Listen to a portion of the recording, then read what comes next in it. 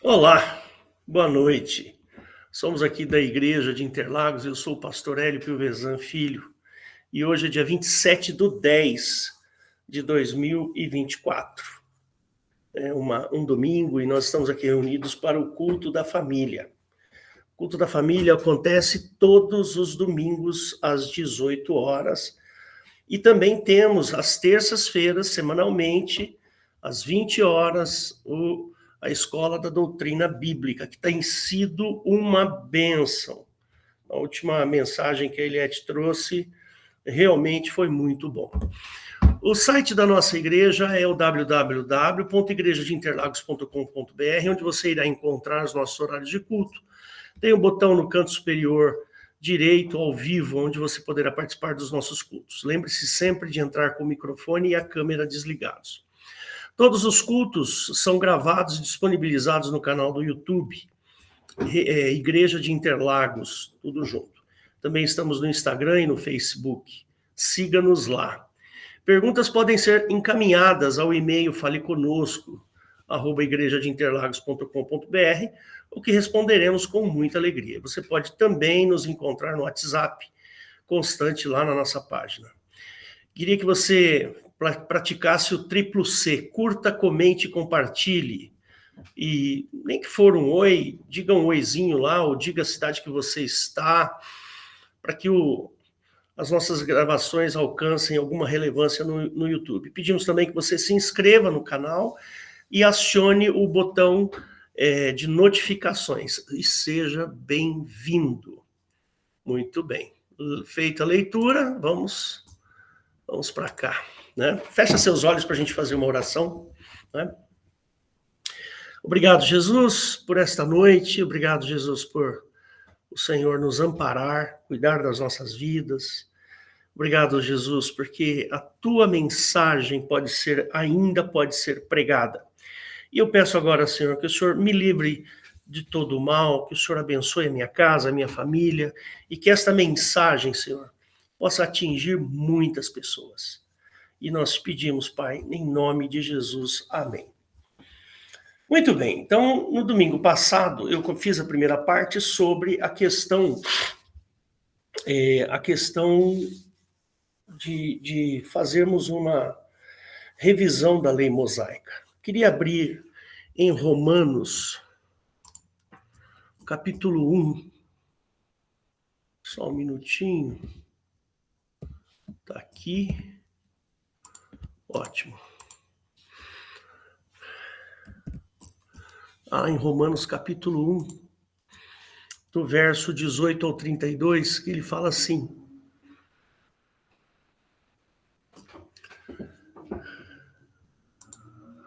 porque do céu se manifesta a ira de Deus sobre toda a impiedade e injustiça dos homens, que detêm a verdade em injustiça. Porquanto o que de Deus se pode conhecer neles se manifesta, porque Deus lhe manifestou. Porque as suas coisas invisíveis, desde a criação do mundo, tanto o seu eterno poder como a sua divindade, se entendem e claramente se veem pelas coisas que estão criadas, para que eles fiquem inexcusáveis. Porquanto, tendo conhecido a Deus, não o glorificaram como Deus, nem lhe deram graças, antes em seus discursos se desvaneceram, e o seu coração insensato se obscureceu. Dizendo-se sóbrios, tornaram-se loucos, e mudaram a glória do Deus incorruptível em semelhança da imagem do homem corruptível, e de aves, e de quadrúpedes, e de répteis. Por isso Deus também os entregou às concupiscências de seus corações, à imundícia, para desonrarem os seus corpos entre si, pois mudaram a verdade de Deus em mentira, e honraram e serviram mais a criatura do que o Criador, que é bendito eternamente. Amém. Por isso Deus os abandonou às paixões infames, porque até as suas mulheres mudaram o uso natural no contrário à natureza.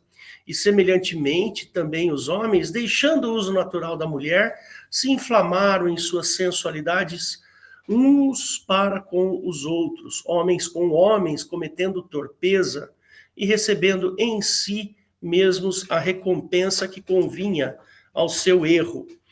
E como eles não se importaram em ter conhecimento de Deus, assim Deus entregou a um sentimento perverso para fazerem coisas que não convêm, estando cheios de toda iniquidade, prostituição, malícia, avareza, maldade, cheios de inveja, homicídios, contenda, engano e malignidade, sendo murmuradores, detratores, aborrecedores de Deus, injuriadores, soberbos, presunçosos, inventores de males e desobedientes a pais e mães, nécios, infiéis nos contratos, sem afeição natural, irreconciliáveis, sem misericórdia, os quais, conhecendo a justiça de Deus, que são dignos de morte, os que tais coisas praticam, não somente as fazem, mas também consentem aos que as fazem.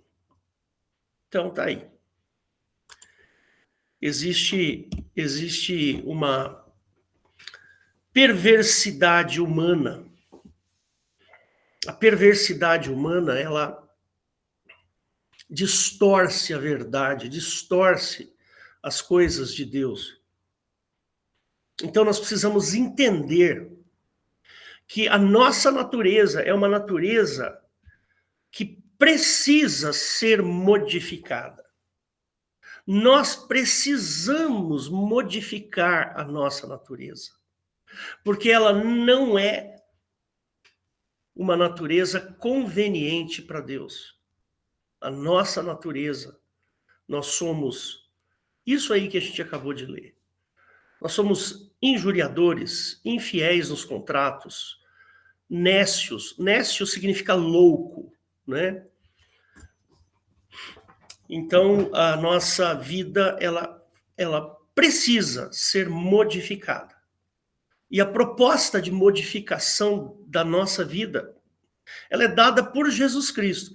Jesus Cristo vai lá e muda a nossa vida. A Bíblia fala que o Espírito Santo, ele tem essa capacidade, ele tem a capacidade de modificar o nosso interior. Então, quando nós cremos no Senhor Jesus, quando nós cremos na obra do Espírito Santo, ele tem a nossa autorização para que a gente mude, que essa imundícia que está dentro do nosso coração e que faz parte da nossa vida seja modificado. Então veja, por que eu tô fazendo esta série de palestras aqui, de pregações sobre essa revisão da lei mosaica? Porque a lei mosaica ela não serviu para modificar alguma coisa dentro de nós. Muito pelo contrário, a lei mosaica esfrega na nossa cara o pecado. Quantas vezes a gente já leu aqui, né, que o salário do pecado é a morte, está em Romanos, capítulo acho que 2 ou 3, talvez 4. Então, o pecado é tudo isso que a gente acabou de ler, essa imundícia das quais nós fazemos parte.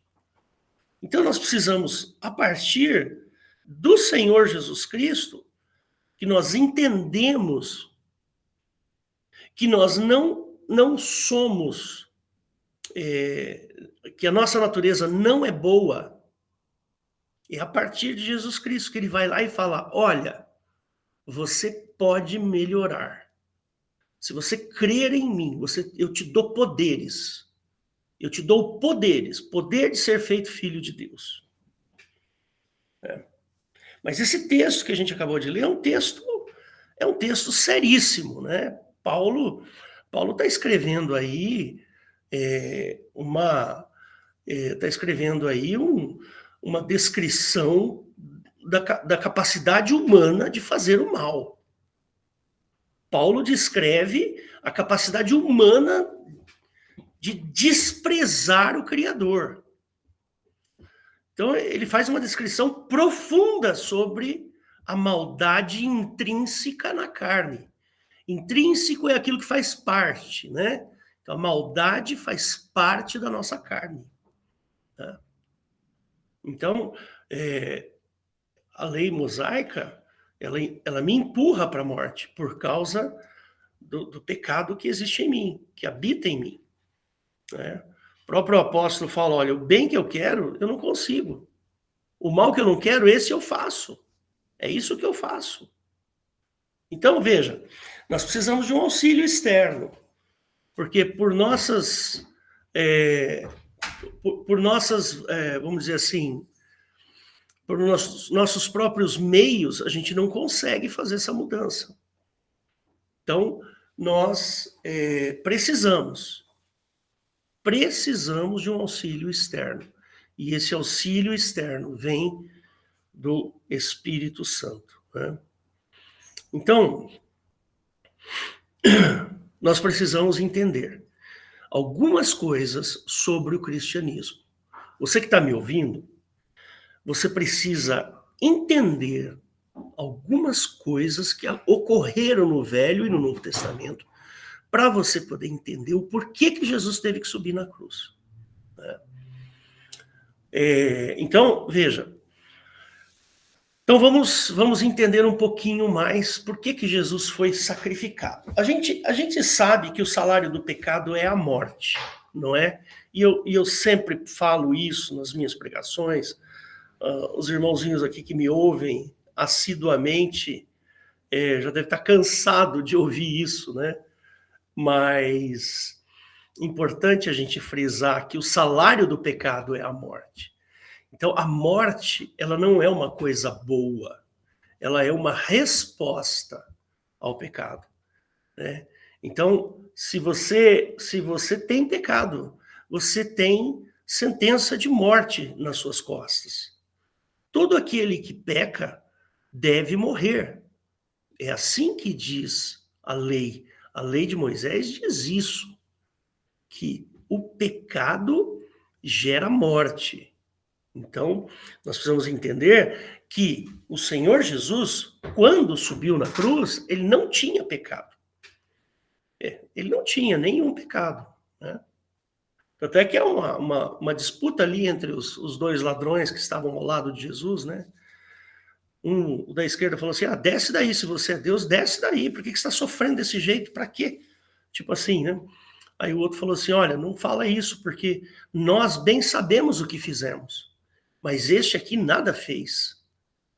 Então, como é que Jesus poderia morrer se ele não tinha pecado? Percebe? A morte só serve para aqueles que pecam. Os que não pecam não morrem. E Jesus morreu. Então, o que acontece? Jesus morreu porque existia uma lei, né, que condenava a morte. Essa lei, a lei de Moisés, a lei mosaica, né, fazia com que os pecadores fossem mortos. É assim que a lei de Moisés diz. Você tem que morrer. Pecou, tem que morrer. Então a morte, quando recebeu a Cristo, e eu até brinco, né? Jesus não tinha o bilhete para entrar na morte, para entrar no inferno. Ele não tinha passagem. Eu tenho passagem para entrar no inferno. Aqui, ó. As minhas mãos estão sujas pelo pecado. E eu tenho o bilhete para entrar no inferno. Mas Jesus não tinha esse bilhete. Como é que ele podia entrar lá? Então, ele foi rejeitado no inferno, porque ele não tinha passagem para entrar. Né?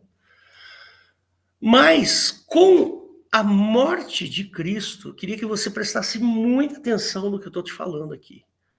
Com a morte de um inocente, aquele que não tem pecado, a lei que define que ele tem que ir para o inferno torna-se uma lei fraca, uma lei inútil, uma lei sem aplicação. Como é que Jesus foi parar no inferno, sendo que ele não podia pela própria lei do Velho Testamento?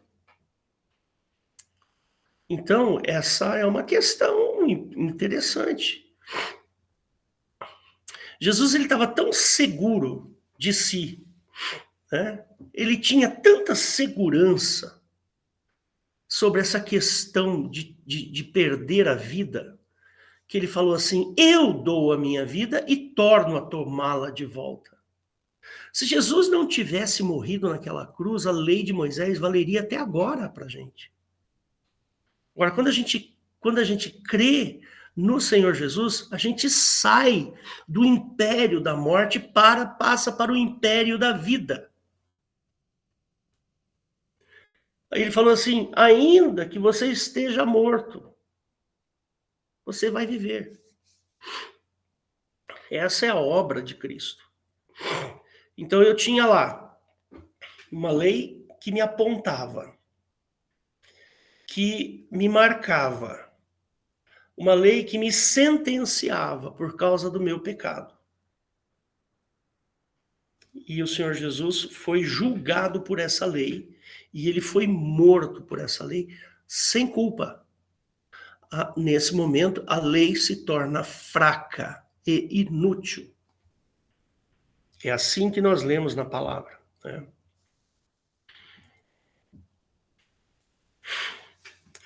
Mas vamos entender aqui algumas coisas lá do Velho Testamento, né?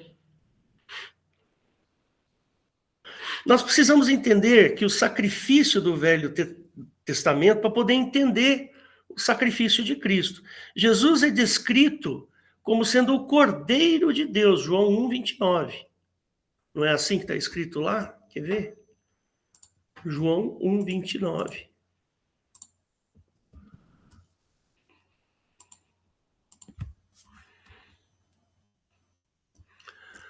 No dia seguinte, João viu a Jesus que vinha para ele e disse: eis o Cordeiro de Deus que tira o pecado do mundo. Essa frase famosíssima, né? Eis o Cordeiro de Deus que tira o pecado do mundo. Né? Então, João Batista olhou para Jesus e falou assim: esse aqui é o cara que vai morrer sem culpa e vai desmascarar a morte. Isso significa que ele foi oferecido em sacrifício atendendo à lei mosaica. Percebe?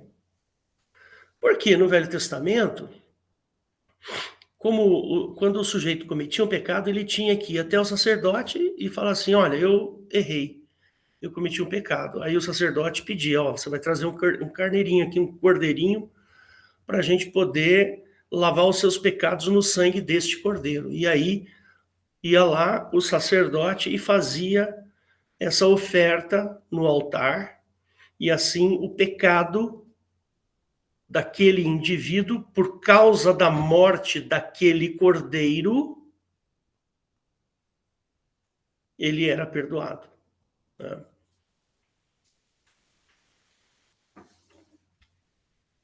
Ele verteu sangue. Jesus derramou seu sangue. Um sangue puro. Um sangue justo. Numa imolação ou num sacrifício injusto. Pois Jesus não tinha pecado para ser condenado. Então, esse sangue é o elemento que definitivamente faz com que a lei seja revisada. Essa é a questão.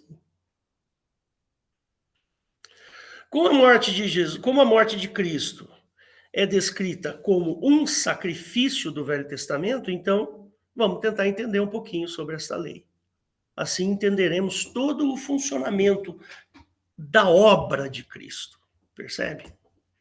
Eis o Cordeiro que tira o pecado do mundo. Olha que interessante. Né? Talvez não dê tempo de eu fazer toda a explanação, mas a gente vai continuar no próximo domingo. Tá certo? Então, quando é que surge um sacrifício lá no Velho Testamento? Lá em Gênesis 11, vamos lá, vamos dar um pulinho em Gênesis.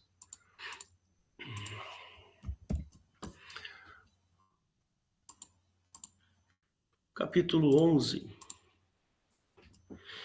do verso 1 ao 9, né? E era toda a terra de uma mesma língua e de uma mesma fala. E aconteceu que, partindo eles do Oriente, acharam um vale na terra de Sinar e habitaram ali. E disseram uns aos outros: Eia, façamos tijolos, queimamo-nos bem. Foi-lhes o tijolo por pedra e o betume por cal. E disseram: Eia, edifiquemos nós uma cidade, uma torre cujo cume toque nos céus, e façamos-nos um nome, para que não sejamos espalhados sobre a face de toda a terra. Então desceu Jeová para ver a cidade e a torre que os filhos dos homens edificavam. E Jeová diz: eis que o povo é um, e todos têm uma mesma língua. Isto é o que começam a fazer. E agora não haverá restrição para tudo o que lhes intentarem fazer. Eia, desçamos e confundamos ali a sua língua, para que não entenda um a língua do outro. Assim Jeová os espalhou dali sobre a face de toda a terra e cessaram de edificar a cidade. Por isso se chamou o seu nome Babel, porquanto ali confundiu o Senhor a língua de toda a terra, dali os espalhou o Senhor sobre a face de toda a terra. Ou seja, os descendentes de Noé foram dispersos e levando consigo o verdadeiro conhecimento de Deus. Ocorreu nesse período uma deturpação das coisas que se sabia a respeito de Deus. E o relacionamento entre os homens e Deus começou então a se enfraquecer. Por quê? Porque Noé era um homem de Deus. Ele creu. Noé, para vocês terem uma ideia, ele levou mais de 100 anos para construir a arca. Por quê? Porque ele creu, ele entendeu. Apesar de que todo mundo ia lá, fazia chacota contra ele.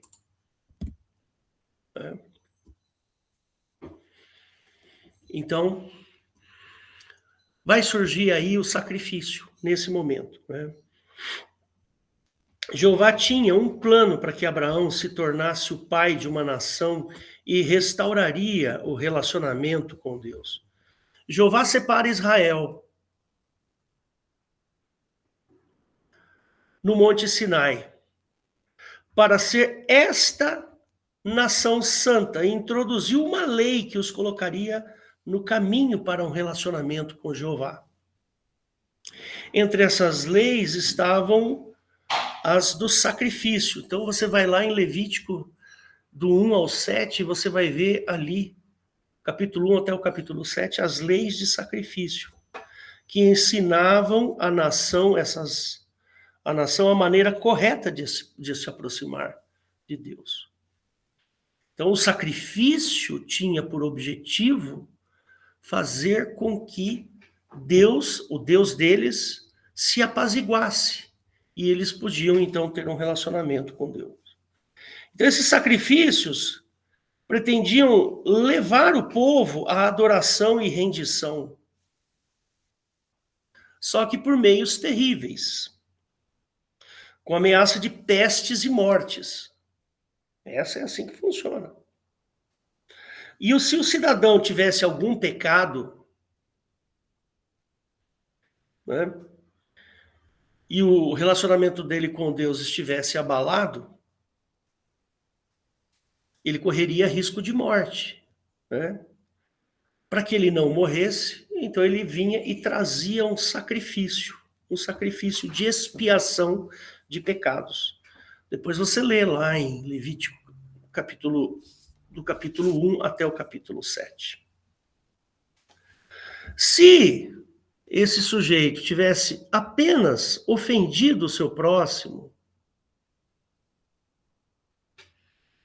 então, sei lá, sem querer, ele foi lá e ofendeu o próximo, mentiu ou obteve alguma vantagem, então ele traria uma oferta de culpa. ele, como sendo culpado, ele traria um sacrifício de restituição. Isso está em Levítico, do capítulo 6. No capítulo 6, do 1 ao 7. Agora, se ele estivesse em paz, né? O cidadão estava bem, está em paz, e ele quisesse se consagrar a Deus, então ele fazia uma oferta queimada, que é a tal do sacrifício de adoração, o que nós chamamos de holocausto, né? O holocausto era porque quando o cara estava bem e tal, ele queria fazer ele queria fazer algum louvor a Deus, alguma coisa, ele levava um sacrifício de holocausto, né? Uma oferta queimada. Agora, Cristo, quando Cristo... Só um minutinho, deixa eu ver o que eu li, que eu escrevi direitinho aqui. Quanto a Jesus, né? Ele foi, então, segundo a lei, uma oferta pelo pecado. Né? O que está lá em segunda, vamos abrir lá em 2 Coríntios.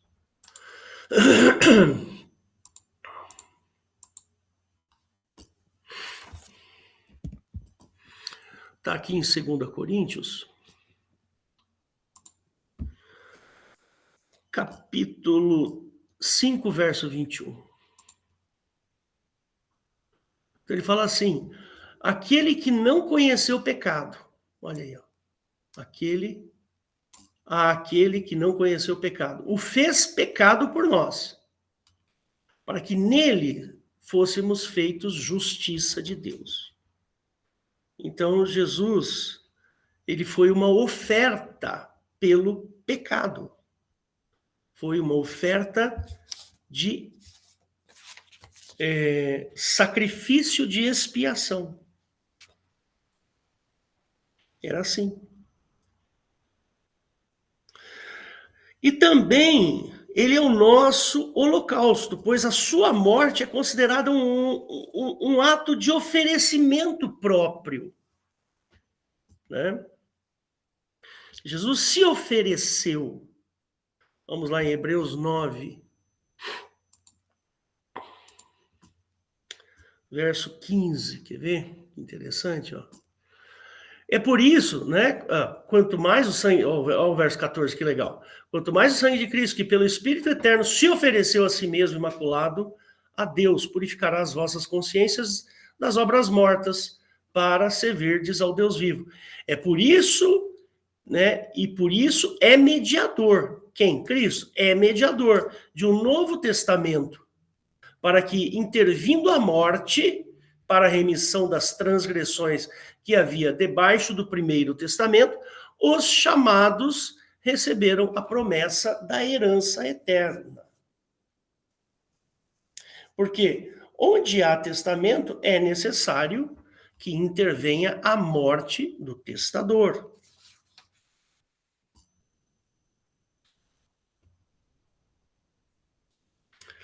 Então, meus irmãos, a obra de Cristo, vamos voltar aqui. A obra de Cristo, ela põe em xeque a validade do Velho Testamento na atualidade. A partir do momento que você creu em Cristo, né? A partir do momento que você atende ao chamado de Cristo e se converte a Deus e busca a santificação, e busca a operação do Espírito Santo e se batiza, a partir desse momento, você passa da morte para a vida. Por quê? Porque você tem que sair do, vamos dizer assim, do guarda-chuva da lei mosaica. Aquele que crê em Cristo, aquele que aceita a obra de Cristo, ele sai do guarda-chuva da lei mosaica. E agora ele passa para a lei do Senhor Jesus. Então, por isso que eu acho que é Efésios, eu não tenho certeza se é Efésios, deixa eu só procurar aqui.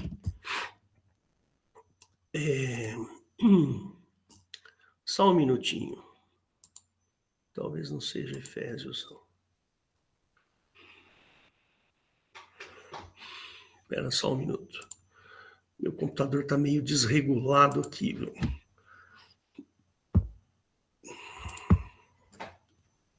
Só um segundinho.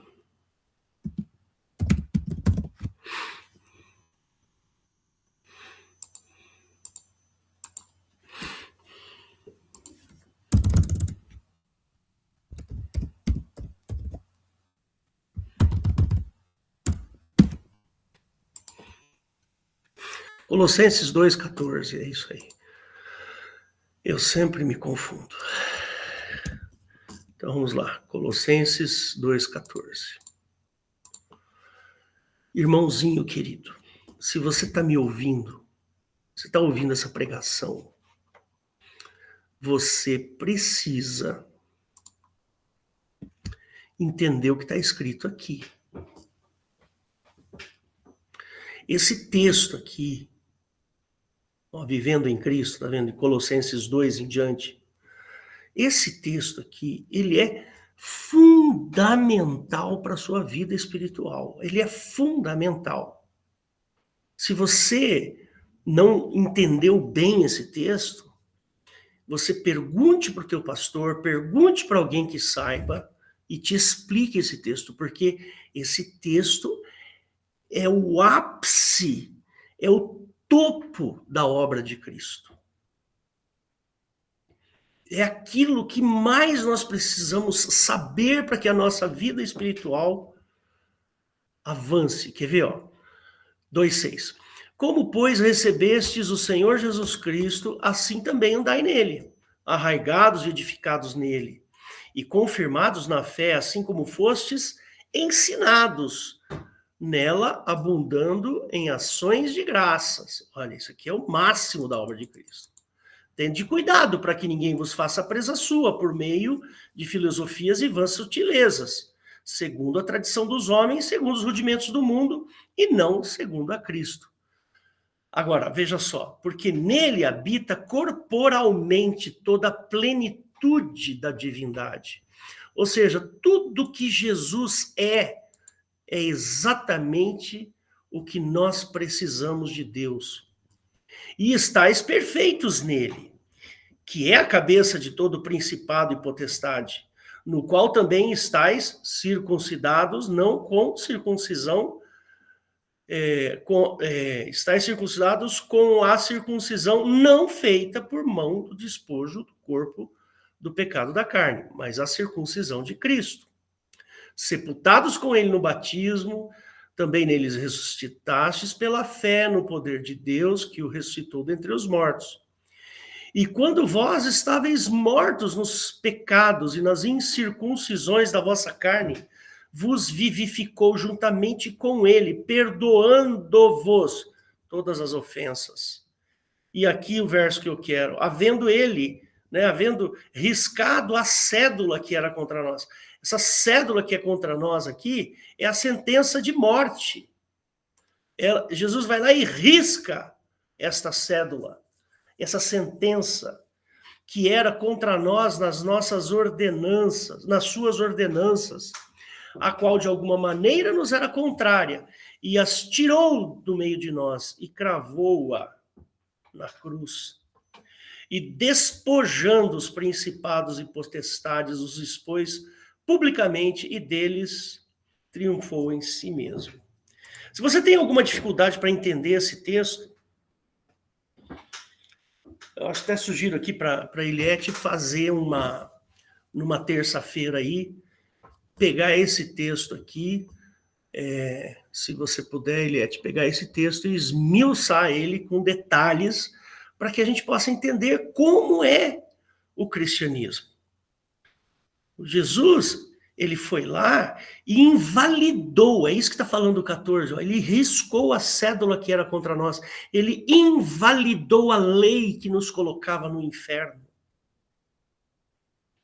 Percebe? Então, quando Jesus vai para aquela cruz horrível, e ele morre naquela cruz, o que ele está fazendo naquele momento é justamente estraçalhando com a lei.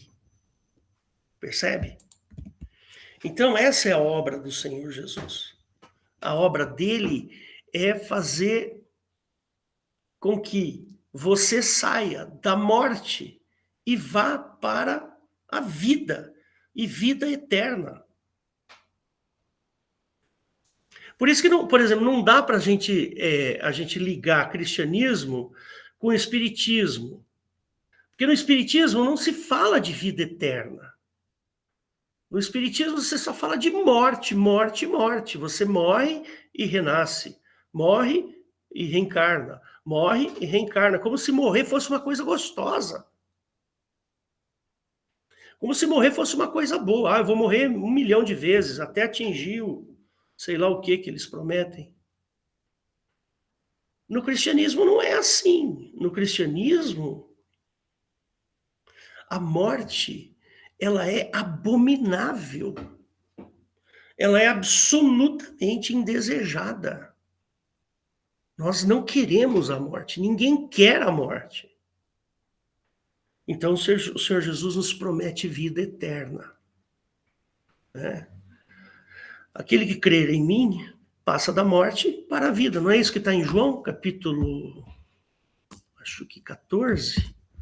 Vamos lá em João, capítulo 14.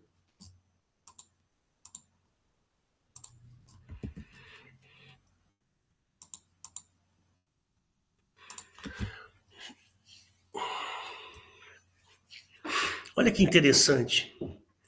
Esse capítulo 14 é maravilhoso, gente. É maravilhoso. Que texto.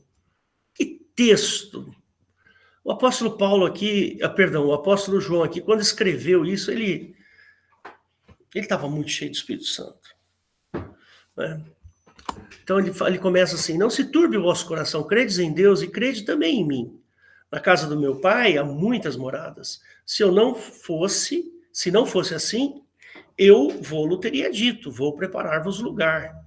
E quando eu for e vos preparar lugar, virei outra vez, e vos levarei para mim mesmo, para que onde eu estiver, estejais vós também. Ou seja, Jesus vai voltar para nos pegar e levar lá para o local aonde ele vai estar. Mesmo vós sabeis para onde eu vou e conheceis o caminho. Então disse Tomé: Senhor, nós não sabemos para onde vais. E como podemos saber o caminho? E Jesus disse: eu sou o caminho, a verdade e a vida. Ninguém vem ao Pai senão por mim. Ou seja, quando ele estava falando aqui, ó, onde eu estiver, vós, né, estejais vós também, ele está falando do quê? De Deus, do reino do Pai. Se vós me conhecesseis a mim, também conheceríeis a meu Pai, e já desde agora o conheceis e o tendes visto. Disse-lhe Filipe: Senhor, mostra-nos o Pai, o que nos basta. Disse-lhe Jesus: estou há tanto tempo convosco, e não me tendes conhecido, Filipe? Quem me vê a mim, vê o Pai. E como dizes tu, mostra-nos o Pai? Não credes tu que eu estou no Pai e que o Pai está em mim? As palavras que eu vos digo, não as digo de mim mesmo, mas o Pai que está em mim é quem faz as obras. Crede-me que estou no Pai e o Pai em mim. Crede-me, ao menos por causa das mesmas obras. Na verdade vos digo que aquele que crer em mim fará obras maiores. Também fará as obras que eu faço, e as fará maiores do que estas, porque eu vou para o meu Pai. E tudo quanto pedirdes em meu nome eu farei, para que o Pai seja glorificado no Filho. Se pedirdes alguma coisa em meu nome, eu farei. Se me amais, guardai os meus mandamentos. E eu rogarei ao Pai, e ele vos dará outro Consolador, para que fique convosco para sempre. O Espírito de verdade que o mundo não pode receber, porque não o vê nem o conhece, mas vós o conheceis, porque habita convosco e estará em vós. Não vos deixarei órfãos, voltarei para vós. Ainda um pouco e o mundo não me verá mais, mas vós me vereis, porque eu vivo e vós vivereis. Naquele dia conhecereis que estou no meu Pai, e vós em mim e eu em vós. Aquele que tem os meus mandamentos e os guarda, esse é o que me ama. E aquele que me ama será amado de meu Pai, e eu o amarei e me manifestarei a ele. E disse-lhe Jesus, não Iscariote, Senhor, de onde vem que te has de manifestar em nós e não no mundo? Jesus respondeu, se alguém me ama, guardará a minha palavra, e o meu Pai o amará, e viremos para ele e faremos nele morada. Quem não me ama não guarda as minhas palavras. Ora, a palavra que ouvistes não é minha, mas o Pai que me enviou. E assim vai. Então, irmãos, a morte não pertence mais. Ela não está mais no teu vocabulário. Você não tem mais a morte que temer. Você não precisa mais temer a morte. Porque você que creu em Jesus, está ali o texto, você passou da morte para a vida. João capítulo 3. Vamos lá, João capítulo 3. Irmãozinhos, guarde isso no teu coração com todo amor. Todo amor, todo amor. Isso é que é a obra de Cristo. Porque Deus amou o mundo de tal maneira que deu o seu Filho unigênito, para que todo aquele que nele crê não pereça, mas tenha a vida eterna. Vida eterna. Porque Deus enviou o seu Filho ao mundo não para que condenasse o mundo, mas para que o mundo fosse salvo por ele. Quem crê nele não é condenado, mas quem não crê já está condenado. Essa frase aqui, ela é fundamental para a gente poder entender a obra do Senhor Jesus. Todo mundo já está condenado pela lei mosaica.